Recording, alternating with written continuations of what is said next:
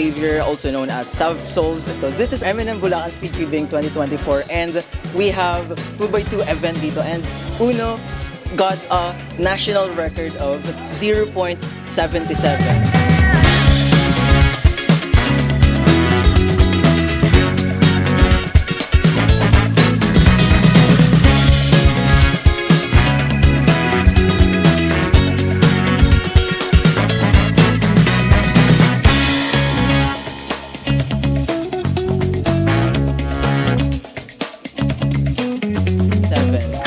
First question that I have to ask to you, like, did you even expect anything from this competition?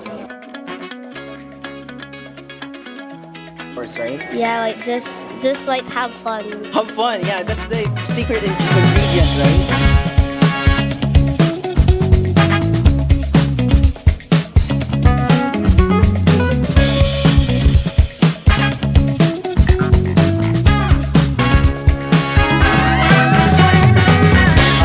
Give me a rough breakdown on how you practice, like in a day or maybe in a week. My practice is well balanced, and I usually just practice when like I feel like I need to.